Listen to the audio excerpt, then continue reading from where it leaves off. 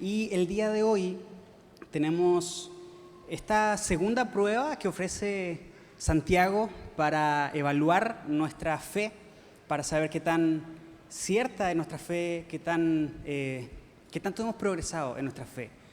Entonces, si ya tienes tu Biblia abierta en Santiago, vamos al capítulo 1. Hoy vamos a considerar desde el verso 13 al verso 18. Y esta segunda prueba que te comento es la prueba de la culpabilidad. La semana pasada hablábamos acerca de la prueba de la perseverancia y decíamos que aquel que es un verdadero creyente persevera a través de la prueba. Y cuando comentábamos eso, mencionábamos que el perseverar en la prueba tiene que ver con no dejar de confiar en Dios, no dudar en Él y al mismo tiempo obedecer su palabra. Cuando confiamos en Dios, obedecemos su palabra, pedimos por sabiduría para atravesar la prueba, no para que Dios termine la prueba, sino para que la prueba sea un momento en el que nosotros podamos permitirle al Señor forjar nuestro carácter para que éste se parezca más al carácter de nuestro Señor Jesucristo. Entonces, la semana pasada hablábamos de eso. Hoy vamos a abordar la segunda prueba, como te digo, que ofrece Santiago, que es la prueba de la culpabilidad. ¿Por qué la prueba de la culpabilidad? Bueno, leemos el pasaje y luego vamos a ir sección por sección. Estás ya en Santiago, capítulo 1, versículo 13. Versículo 13 dice: cuando sean tentados, acuérdense de no decir, Dios me está tentando. Dios nunca es tentado a hacer el mal y jamás tienta a nadie. El versículo 14 dice: la tentación viene de nuestros propios deseos, los cuales nos seducen y nos arrastran. De esos deseos nacen los actos pecaminosos, y el pecado, cuando se deja crecer, da a luz la muerte. Versículo 16. Así que no se dejen engañar, mis amados hermanos. Todo lo que es bueno y perfecto es un regalo que desciende a nosotros de parte de Dios, nuestro Padre, quien creó todas las luces de los cielos. Él nunca cambia ni varía como una sombra en movimiento. Él, por su propia voluntad, nos hizo nacer de nuevo por medio de la palabra de verdad que nos dio. Y de toda la creación, nosotros llegamos a ser su preciosa posesión. El versículo clave de la enseñanza del día de hoy es el versículo 16. Es un versículo cortito que está en un contexto y este versículo, aunque por sí solo pareciera que no se puede entender, es el punto medular de la enseñanza del día de hoy. Así que no se dejen engañar, mis amados hermanos. ¿Cuál es el objetivo de la lección del día de hoy, de la enseñanza del día de hoy? ¿Hacia dónde queremos llegar? A reconocer que cada creyente debe asumir la responsabilidad de su pecado, al mismo tiempo que debe confiar en la bondad de Dios y en su salvación. ¿De dónde viene el mal que hago y de dónde viene el bien que recibo? Esta pregunta es una pregunta que ha estado presente en la humanidad desde el mismo momento en que la humanidad ha sido formada, desde el pecado de Adán y Eva en el huerto del Edén hasta el día de hoy. Es una pregunta que aún sigue presente. ¿De dónde viene el mal que hago y de dónde viene el bien que recibo? A lo largo de la historia, muchos filósofos han propuesto muchas respuestas a esta pregunta. Algunos han dicho que vivimos en un mundo en donde el bien y el mal están en conflicto y que de todos los mundos posibles que Dios pudo crear, este es el mejor de todos, con todos los males que tenemos, que cualquier otro hubiera sido no tan bueno como este. Otros dicen que nuestra constitución de alma y de cuerpo representa la bondad en el alma y que el cuerpo, la carne, representa todo lo malo. Es decir, intrínsecamente nosotros somos buenos, nada más que estamos encerrados en un cuerpo que es malo, en una carne que es mala. Y eso explica la maldad en el mundo.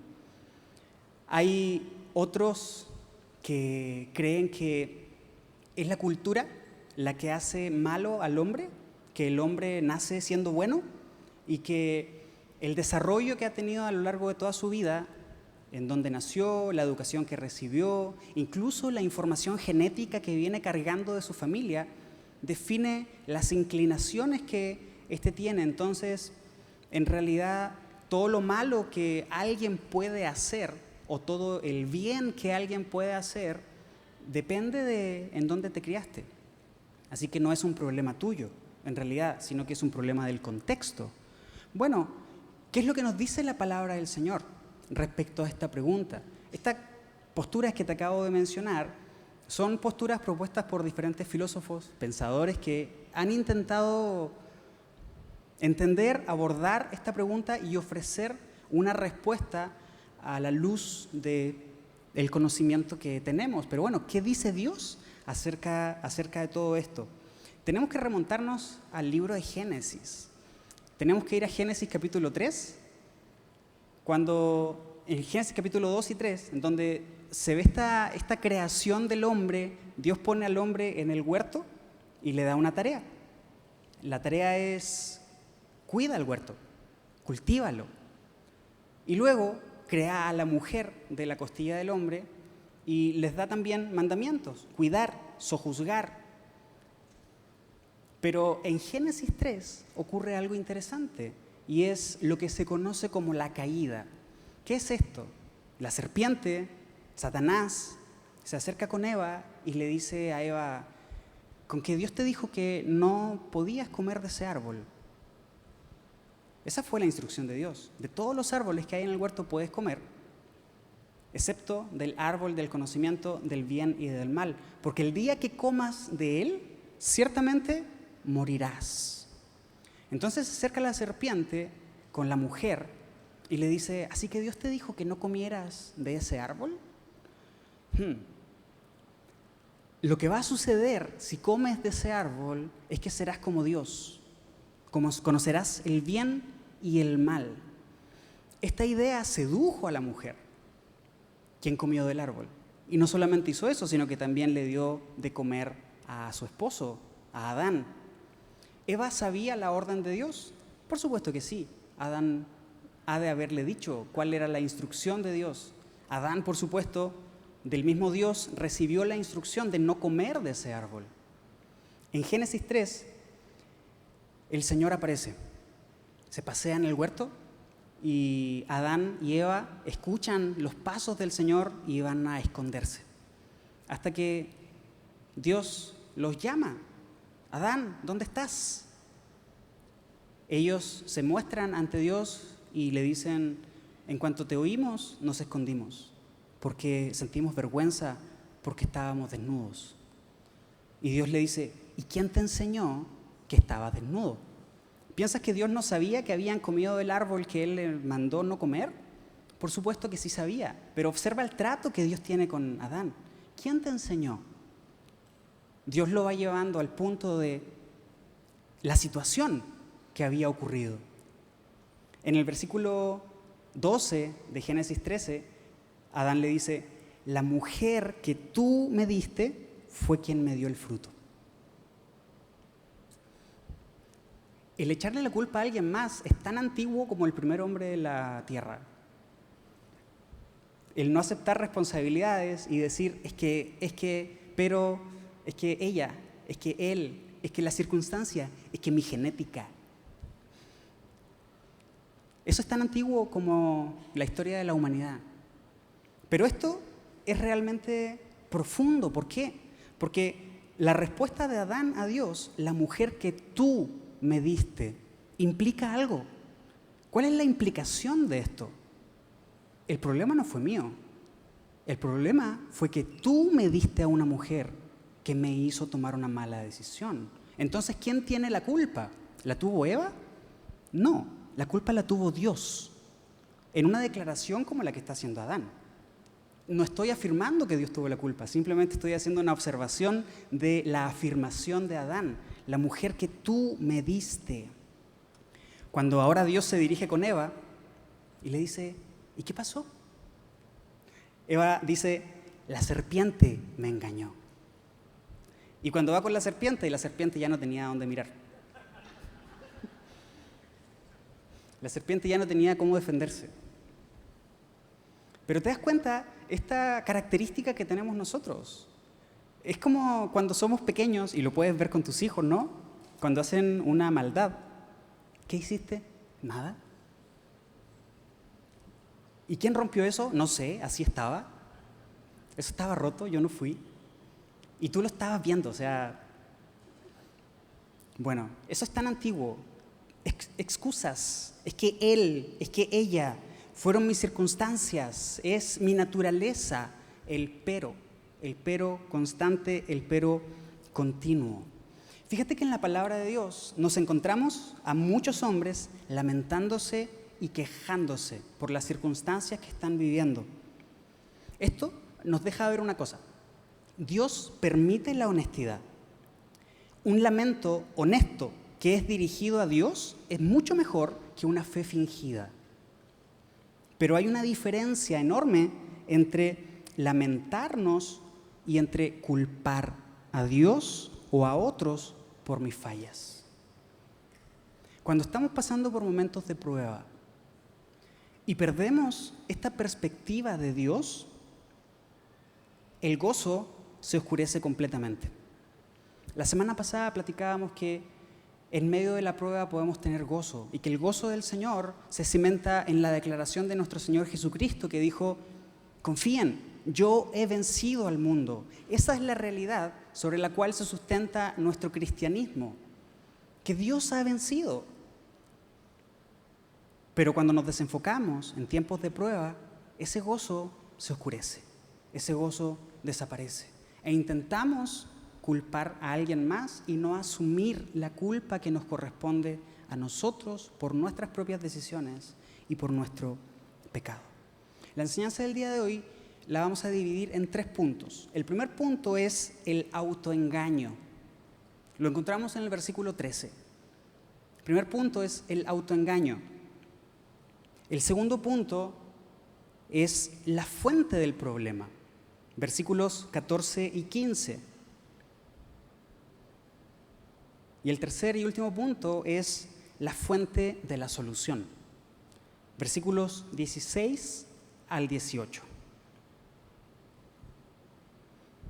Vamos con el primer punto, el autoengaño. Versículo 13. Cuando sean tentados, acuérdense de no decir: Dios me está tentando. Dios nunca es tentado a hacer el mal y jamás tienta a nadie. Esta palabra que aquí se traduce como tentación es la misma palabra que en la porción anterior se traduce como prueba. ¿Recuerdas que la semana pasada hablábamos de eso? Es la misma palabra que se traduce como prueba o se traduce como tentación, porque tiene esta doble connotación. Depende de la perspectiva desde la cual nosotros la abordemos. ¿Qué es una prueba? Una prueba es una circunstancia difícil permitida por Dios con el fin de fortalecer la fe, si el creyente obedece a Dios y confía en su cuidado. Hay 2 elementos importantes en esto: obedecer la palabra de Dios y confiar en el cuidado de Dios. Cuando alguna circunstancia difícil, tú y yo la abordamos desde esta perspectiva, con la ayuda de Dios, por supuesto, esa circunstancia es en sí misma una prueba. Pero cuando no la abordamos desde esta perspectiva, se transforma en una oportunidad para pecar. Si es que tú y yo decidimos dudar de Dios y no obedecer su palabra. La misma circunstancia, la misma situación. La semana pasada hacíamos la referencia a este evento en el jardín del Edén, a esa tentación, esa circunstancia que representó una tentación para Adán y para Eva, y la circunstancia de Jesús en el desierto también fue una tentación por parte de Satanás, pero el Señor Jesús prefirió y decidió confiar en el Padre y obedecer su palabra. Por lo tanto, esta circunstancia, inicialmente una tentación, terminó siendo una prueba que fortaleció a nuestro Señor Jesucristo. Aquí en el verso 13, Santiago se está anticipando a la objeción que cualquiera de nosotros pudiera poner. por delante. Si Dios es quien me prueba, entonces también es el responsable de mi pecado. Cualquiera de nosotros nos podemos ver tentados, y lo voy a decir usando esta palabra con toda la intención. Cualquiera de nosotros pudiera ser tentado a pensar y a decir y a creer: si estoy pasando por una situación difícil y Dios permitió esta situación, esto significa que Dios no es bueno. Esto significa que Dios me está tentando. Esto significa que si peco es porque Dios me está haciendo pecar. Entonces Santiago se está anticipando a esto y nos está diciendo: hey, ni siquiera lo piensen. Recuerden, acuérdense de no decir Dios me está tentando. Dios nunca es tentado a hacer el mal y jamás tienta a nadie. En su naturaleza divina, en su esencia divina, Dios no tiene la capacidad de hacer el mal, ni tampoco es vulnerable a él. Dios no puede ser tentado y Dios no tienta a nadie. Y de hecho, esta característica de Dios, Él también la pide de su pueblo. Levítico, capítulo 19, versículo 2. En este pasaje, el Señor está dando instrucciones para Israel. ¿De qué son estas instrucciones? Estas instrucciones son del comportamiento. Tiene que ver con la santidad en el comportamiento, con la justicia, con comportarse correctamente. Entonces el Señor va a dar una serie de instrucciones respecto a cómo comportarse. ¿Y cómo inicia? En el verso 2. Da las siguientes instrucciones a toda la comunidad de Israel. Sé santo porque yo, el Señor tu Dios, soy santo.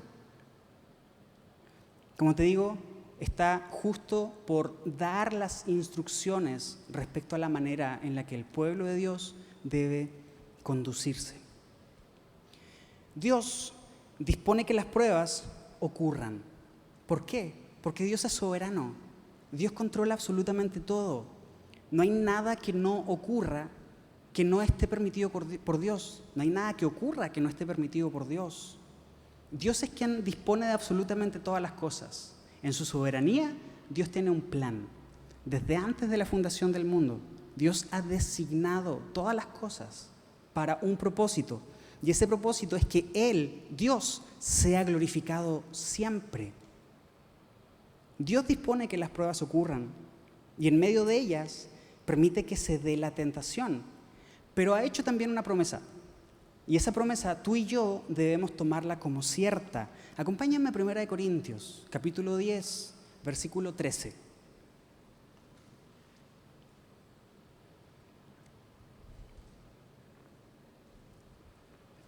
1 Corintios, capítulo 10, versículo 13.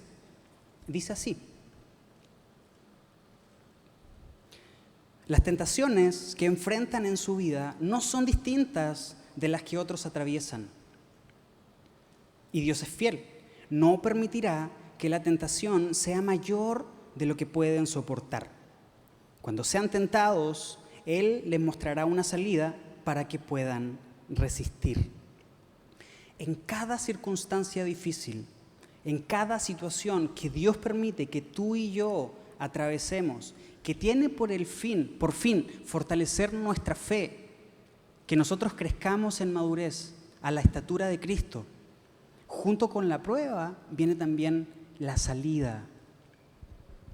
¿Qué es lo que dice la porción anterior de Santiago? Si alguien está falto de sabiduría, pídala a Dios. Y Él, que es generoso, la dará. ¿Para qué es esa sabiduría? Para atravesar la prueba, para poder actuar de la manera correcta y que ese actuar traiga como consecuencia glorificar al Señor. A nosotros nos corresponde elegir entre aprovechar la salida provista por Dios o ceder a la tentación. Esa decisión no es de Dios, esa decisión es nuestra. Y en la palabra de Dios tenemos muchísimos ejemplos de personas que fueron sometidas a pruebas. Algunos de ellos tomaron buenas decisiones y tomaron el camino que Dios les mostró para salir de ahí y poder crecer en su relación con Dios. Otros tomaron malas decisiones y esas malas decisiones los llevaron a pecar.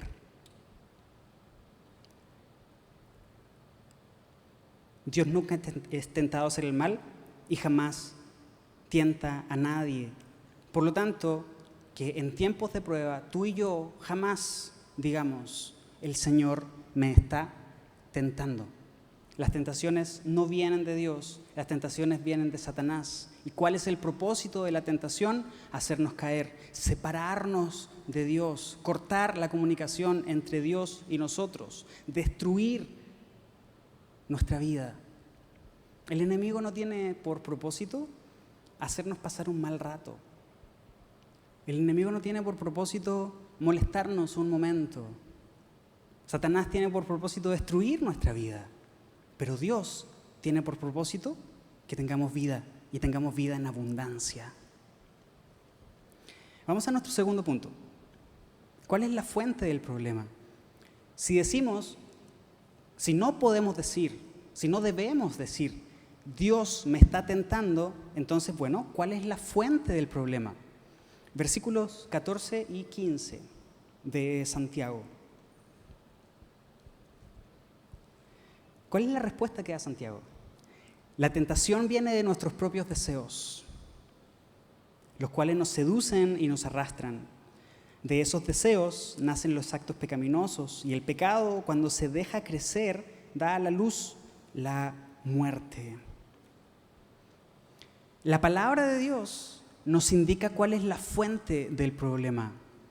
La palabra de Dios va directo al corazón y hace una cirugía en él, revelando cuál es el origen del cáncer que lo está matando. ¿Y cuál es esa fuente? Nuestros propios deseos. Es decir, Santiago nos está diciendo, no debemos mirar a ningún otro lugar que no sea hacia adentro. Porque ¿en dónde está el problema? ¿En dónde está la fuente del problema? En nuestros propios deseos, que nos seducen y nos arrastran. Todos los deseos pecaminosos que nacen del alma humana buscan disfrutar o buscan satisfacer la carne. ¿Qué significa esto? Déjame plantearlo en otras palabras. Todos los deseos que provienen de nuestra carne intentan buscar el gozo, intentan buscar la alegría en algo ajeno a Dios, en algo que está fuera de Dios. Y ese es el acto pecaminoso, que tú y yo busquemos saciar alguna necesidad fuera de Dios. Dios soberanamente permite que ocurran las tentaciones, pero la fuente y la culpa del pecado recaen enteramente en los deseos del hombre. Observa cómo lo pone Pablo en Romanos capítulo 7, versículo 14. Romanos capítulo 7, versículo 14 dice, el problema no es con la ley, el problema no es con la palabra de Dios, el problema no es con Dios. ¿Por qué? Porque la ley es buena y espiritual. El problema está en mí porque soy demasiado humano, un esclavo del pecado. Checa el lenguaje que está usando aquí Pablo. El problema soy yo, que soy demasiado humano y quisiera ser menos humano, pero no puedo ser menos humano, mi humanidad me gana.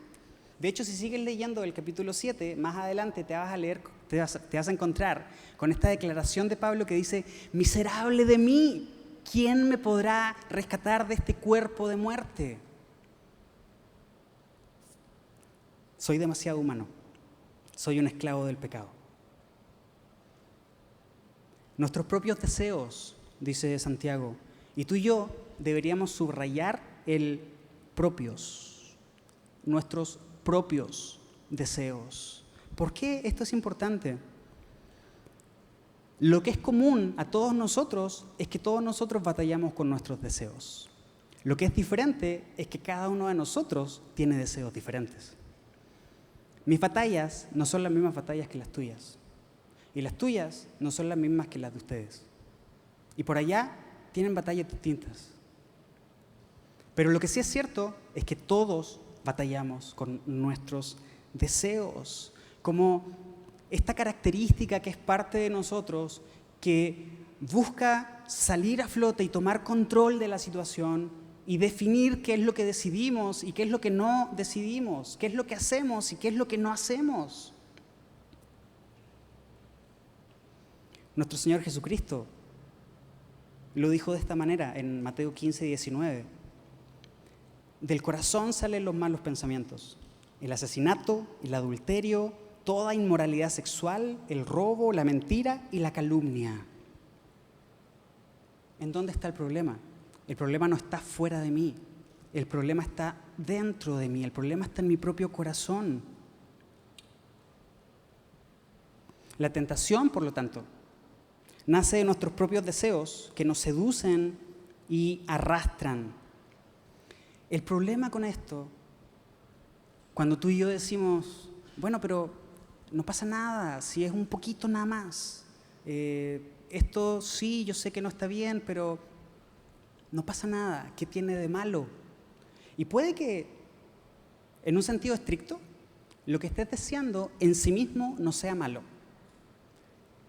Que sea algo bueno, tal vez, en sí mismo, o que no sea ni bueno ni malo, simplemente es algo. El problema es cuando ese algo toma el lugar de Dios, cuando ese algo le damos la importancia tal que quitamos a Dios. Y tenemos estas dos cosas por delante, a Dios por un lado y por otro lado ese algo que tú y yo queremos y que necesitamos para satisfacer un deseo que tenemos. ¿Elegimos acá o elegimos acá? Es como esta caricatura, ¿sabes? Del ángel bueno que te está hablando por un lado y el ángel malo que te está hablando por el otro. Y cada quien te está como intentando decir algo y hay como esa lucha. Bueno, es nuestra decisión. Tomar el camino que glorifica al Señor o tomar el camino que satisface nuestra necesidad. El problema, como te digo, es que cuando elegimos este segundo camino, estamos quitando a Dios del lugar que le corresponde y estamos poniendo otra cosa. Y cuando hacemos eso, tú y yo estamos siendo idólatras, porque en vez de adorar a Dios, estamos adorando nuestro propio deseo y nuestra propia necesidad. Y estamos buscando satisfacer nuestra carne en algo distinto a Dios. Y eso es un pecado. Dice Santiago que estos pecados, estos deseos, nos seducen y nos arrastran. Santiago está queriendo explicarnos cómo ocurre este proceso. Porque, déjame decirte, no es que nosotros estemos caminando por la vida sin hacer nada malo y que de repente nos tropezamos y nos caemos y podemos decir esta expresión que tenemos tan arraigada en nuestro interior, que es caí en pecado o cayó en pecado. Así como te digo, como si fuéramos caminando y de repente sin darnos cuenta nos tropezamos y nos caímos. Y no sabía, no me di cuenta. Déjame decirte que no es así. Y Santiago nos lo está explicando en estos versículos. Estos deseos nos seducen y nos arrastran. Estas dos palabras, nos seducen y arrastran, describen en el original a animales de caza que son seducidos por una carnada para caer en diferentes trampas, en diversas trampas. Y también se refiere a la pesca con anzuelo, ¿sabes? El pececito que anda por ahí y que de repente ve comida, se le hace agradable porque tiene hambre, se acerca y resulta que la comida tenía un anzuelo. Entonces cuando lo muerde, el anzuelo lo muerde a él, el anzuelo lo agarra. ¿Y qué sucede cuando el anzuelo agarra al pececito? Del otro lado hay alguien con una caña de pescar haciendo esto y jalando.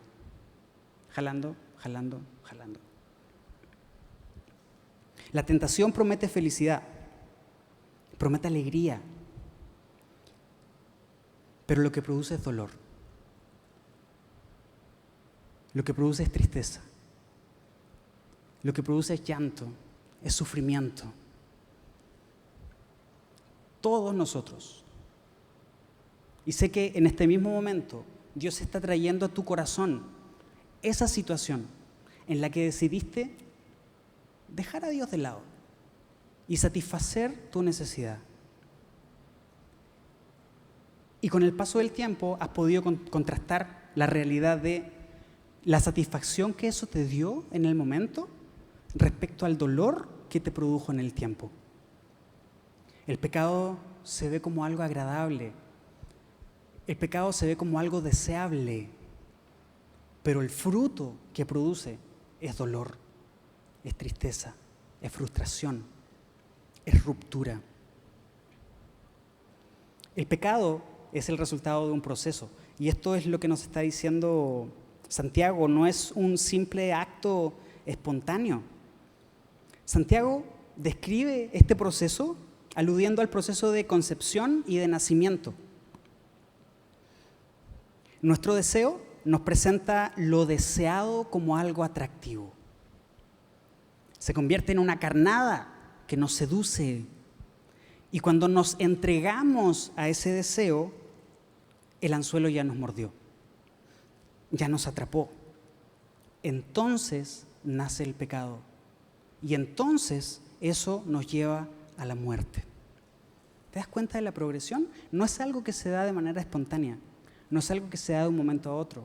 Es algo que está en nuestro corazón, es algo que ahí está, es algo que nosotros vamos alimentando. ¿Por qué? Porque lo vamos satisfaciendo eventualmente.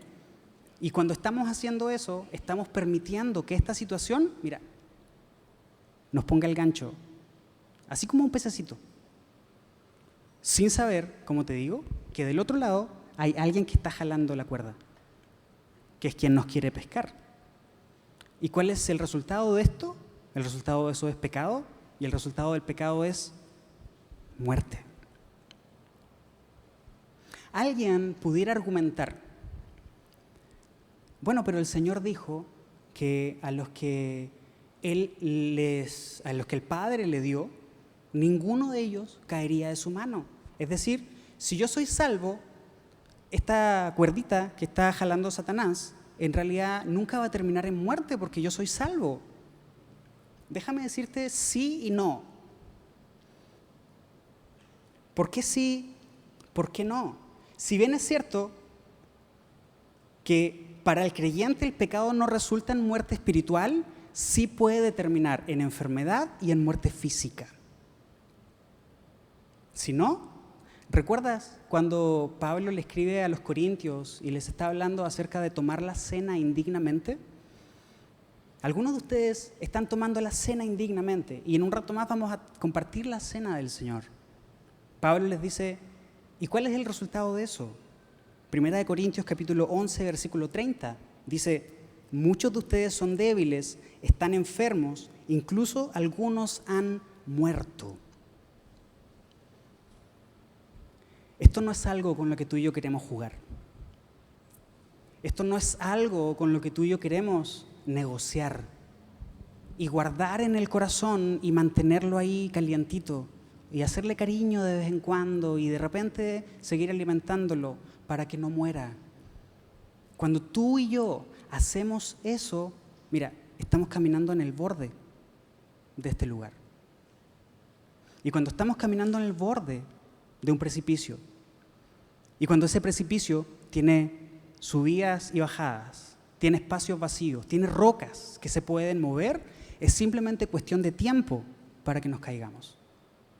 Es simplemente cuestión de tiempo. Y si todavía no nos hemos caído, es porque Dios en su misericordia nos ha guardado. Pero si tú y yo decidimos continuar en ese camino, en el precipicio, asomándonos a ver qué tan profundo es, y como que haciendo esto que hacíamos cuando éramos niños, ¿no? Levantamos el pie a ver si podemos hacer equilibrio. Si nosotros decidimos intencionalmente continuar en esta dinámica, simplemente en cosa de tiempo, algo va a pasar, el piso se va a desestabilizar, tú y yo vamos a perder la fuerza de esa pierna con la que nos estamos sujetando y nos vamos a caer. Este diagnóstico que presenta Santiago, el creyente genuino lo acepta. Es decir, el creyente genuino acepta su propia responsabilidad, acepta su propia culpabilidad. Por supuesto que no le gusta, por supuesto que le duele,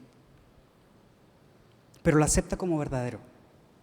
El verdadero creyente reconoce que el problema no está afuera, en Dios o en alguien más, sino que el problema está dentro, en su propio corazón.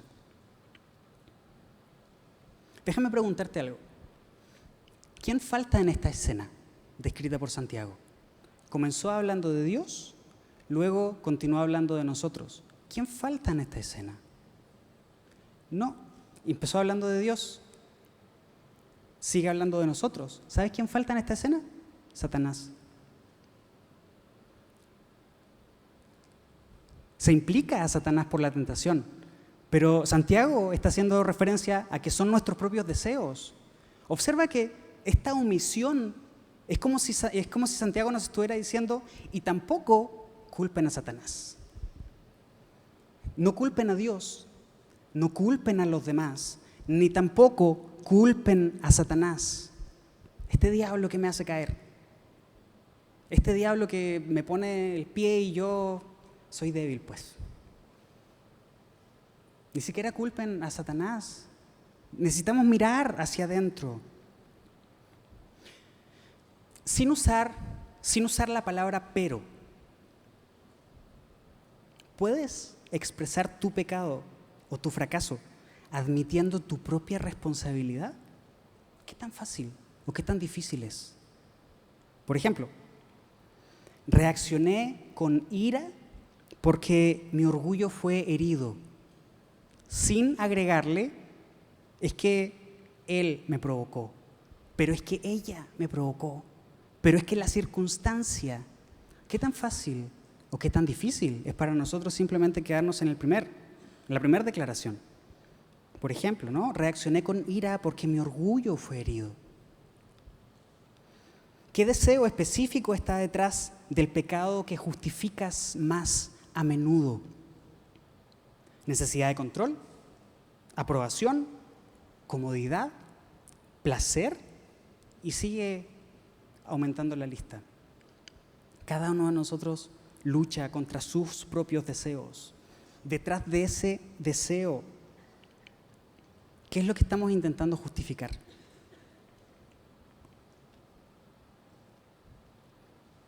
Nos autoengañamos si pensamos que Dios es el problema. La fuente del problema son nuestros propios deseos. Eso es lo que nos está diciendo Santiago. ¿Cómo vamos hasta aquí?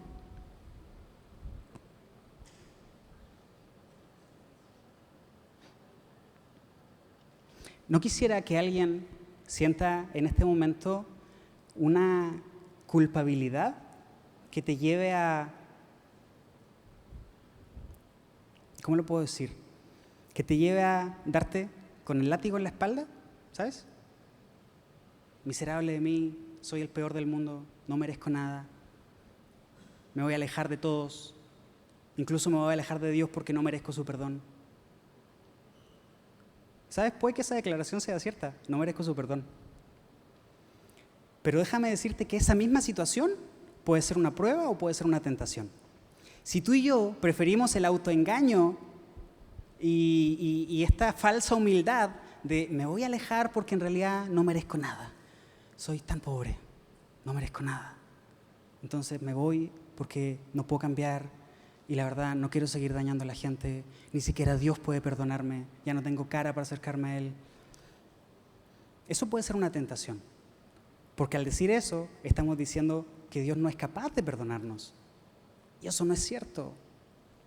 Puede ser una prueba. ¿En qué sentido es una prueba? En el sentido de que nos anima a arrepentirnos y a buscar al Señor y a depender de Él.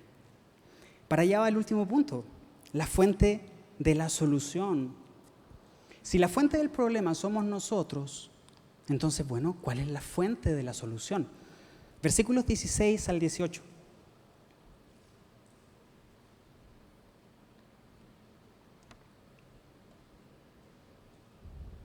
Versículo 16 dice, Así que no se dejen engañar, mis amados hermanos. Todo lo que es bueno y perfecto es un regalo que desciende a nosotros de parte de Dios, nuestro Padre, quien creó todas las luces de los cielos. Él nunca cambia ni varía como una sombra en movimiento. Él, por su propia voluntad, nos hizo nacer de nuevo por medio de la palabra de verdad que nos dio. Y de toda la creación llegamos a ser su valiosa posesión. Como te decía al inicio, el versículo 16 es la parte central de esta porción. No se dejen engañar, no nos equivoquemos, no nos desviemos, no divaguemos.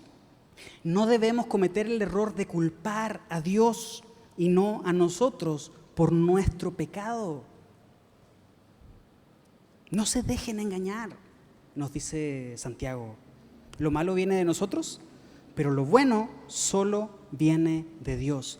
Y Santiago lo expresa de una forma tan hermosa. Santiago lo expresa de una forma tan bella. El versículo 17 que dice, todo lo que es bueno y perfecto es un regalo que desciende a nosotros. La versión Reina Valera traduce esto como, toda buena dádiva y todo don perfecto proviene de lo alto. ¿Sí? Si eres cristiano de tiempo y lees la Reina Valera, puede que esa sea la versión que te recuerdas. Toda buena dádiva y todo don perfecto provienen de lo alto. Y nos lo recordamos, y a veces cuando alguien está pasando por una situación difícil se lo compartimos y se lo decimos. Toda buena dádiva y todo don perfecto provienen de lo alto. Bueno, aquí hay dos elementos y me quiero quedar con la versión Reina Valera porque traduce un poco más cercano a la versión original. Toda buena dádiva y todo don perfecto. Aquí Santiago menciona dos cosas. Lo primero que menciona es la buena dádiva. Este concepto de la buena dádiva es el acto de dar. Es la intención que está detrás del dar. Pero tiene un propósito. No es simplemente te quiero dar algo porque te quiero dar algo. ¿Cuál es el propósito? ¿Cuál es la intención detrás del dar? La intención detrás del dar es estimular una dinámica de dar y responder. Dar y responder. Toda buena dádiva, toda intención de dar algo viene del cielo y tiene la intención de producir esta dinámica entre Dios y nosotros. Doy y tú respondes. Yo doy y tú respondes. Y por otro lado, el don perfecto. La buena dádiva es la intención, el don perfecto es lo que se da, es el objeto que se da. Y este objeto que se da, el don perfecto, enfatiza los resultados de recibir el regalo. Si juntamos estas dos, don perfecto y buena dádiva, primero, provienen de Dios. En segundo lugar, tienen por objetivo producir en nosotros un resultado y una dinámica de respuesta a Dios. No es simplemente dar por dar. El acto de dar y el objeto dado por Dios tienen el propósito de producir una respuesta, como te digo, un resultado.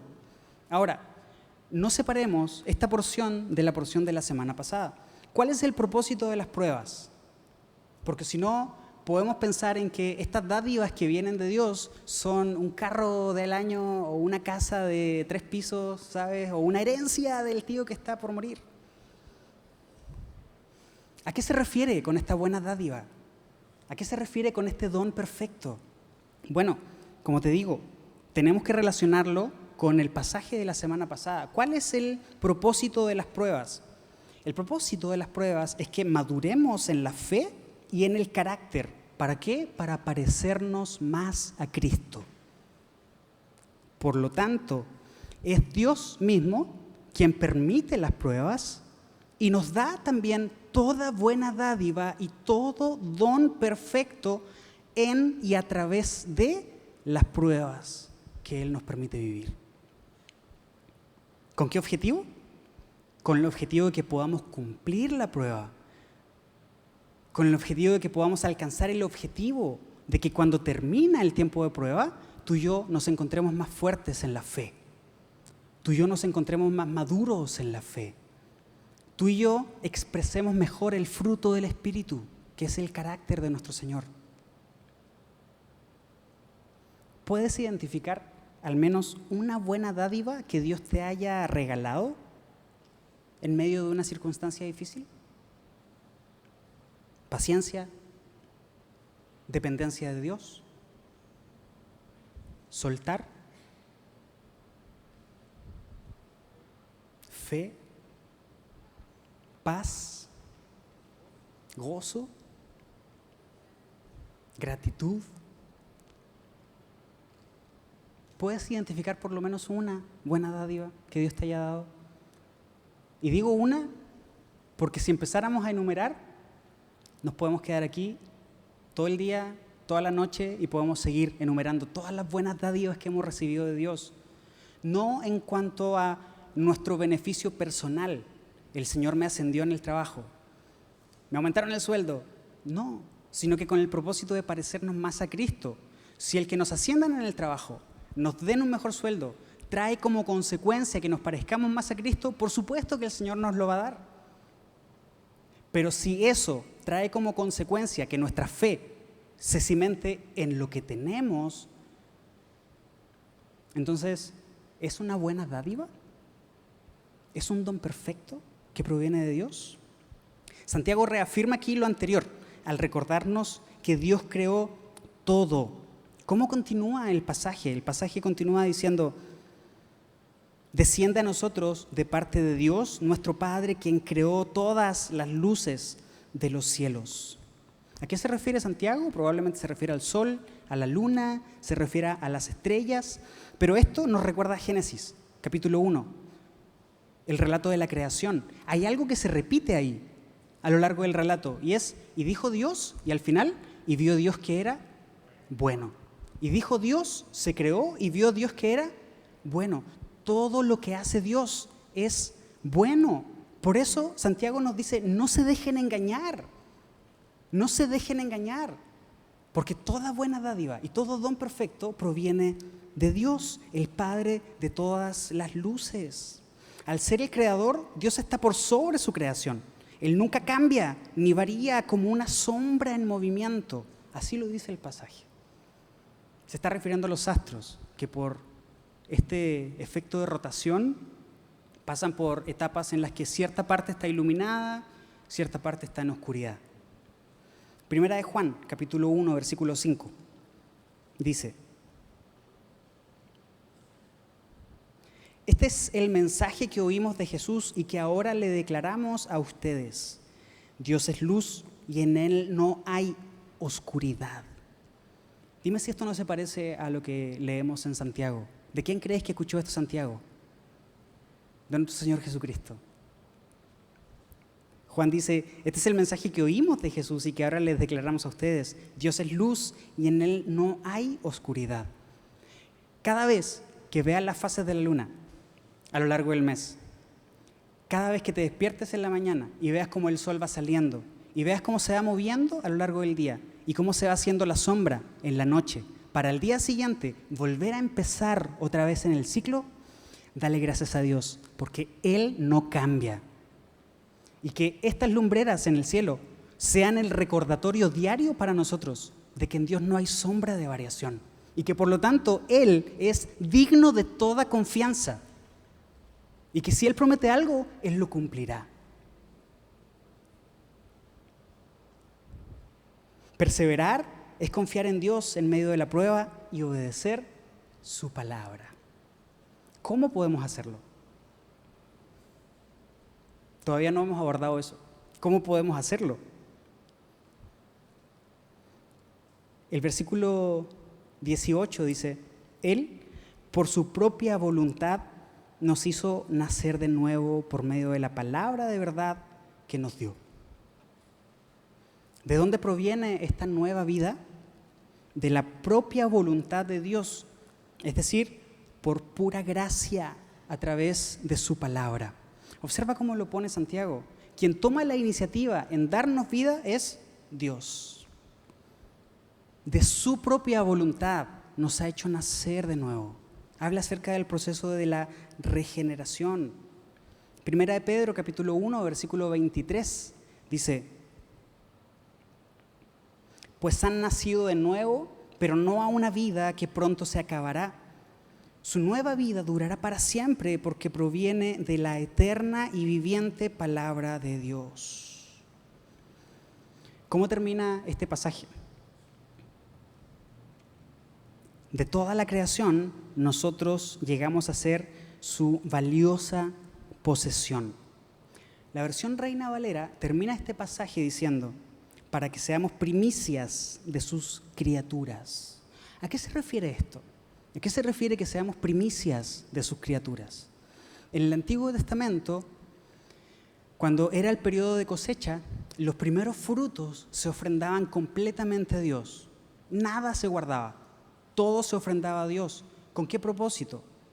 Con el propósito de que este fuera un acto de fe. ¿Fe en qué?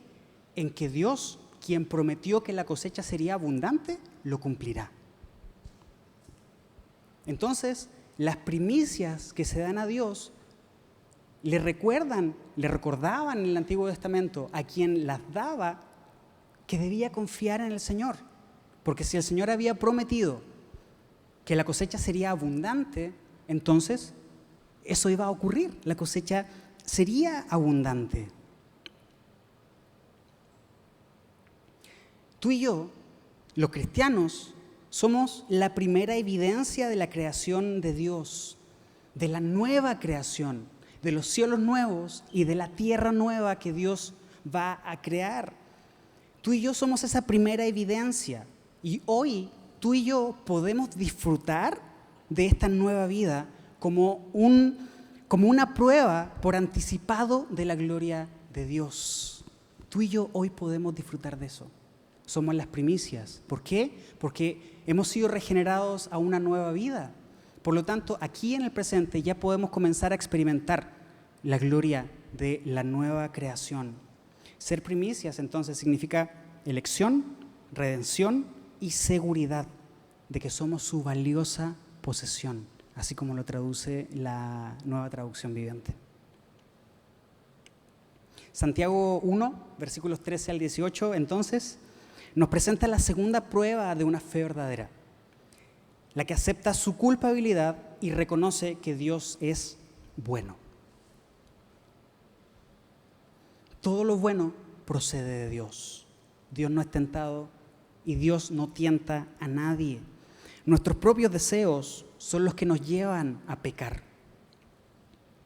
Dios nos ha dado una nueva vida en Cristo y ya no somos entonces esclavos del pecado. Déjame terminar con esto. El experimentar dos nacimientos resulta en una sola muerte. Pero quien experimenta un solo nacimiento tiene como consecuencia vivir dos muertes. Déjame explicarte esto. Tú y yo tenemos un nacimiento que es el nacimiento natural de nuestra mamá. Ese es el primer nacimiento. Cuando experimentamos el segundo nacimiento, que es el nacimiento por la regeneración, que viene por Dios a través de su palabra, el resultado es que tendremos una sola muerte. ¿Cuál es la única muerte que tendremos? La muerte física. Nada más que eso. Pero quien no ha experimentado el nuevo nacimiento y nada más tiene un solo nacimiento, que es el nacimiento de la madre, experimentará dos muertes. La primera es la muerte física. Y la segunda es la muerte eterna del alma, en eterna separación de Dios. Este es un pasaje que nos recuerda entonces que el único que nos puede dar vida eterna, el único que nos puede dar el poder y la sabiduría para atravesar las pruebas, el único que nos da toda buena dádiva y todo don perfecto es Dios.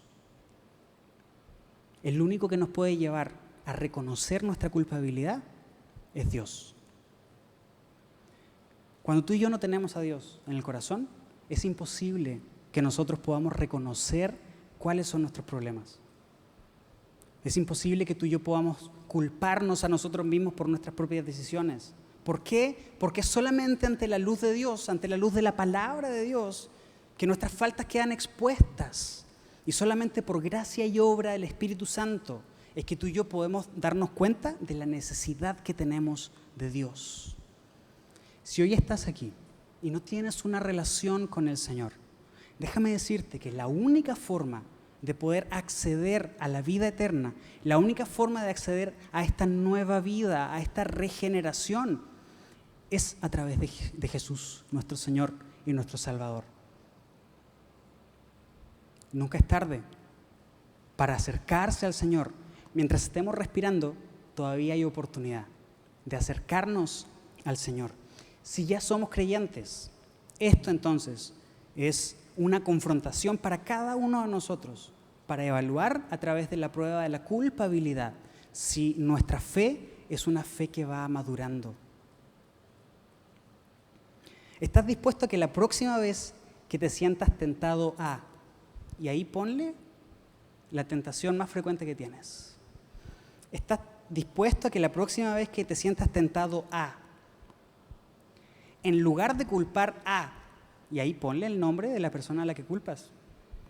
Mi esposo, mi esposa, mis hijos, mis padres, mis abuelos que me heredaron estos genes. Dios. Que en vez de hacer eso, tu plan sea: reconoce tu deseo, confiésalo a Dios, clama por sabiduría y acciona para honrar a Dios. Que el Señor añada bendición a su palabra. ¿Oramos? Señor, bendito eres por siempre y tu misericordia es eterna, Señor. Gracias porque en ti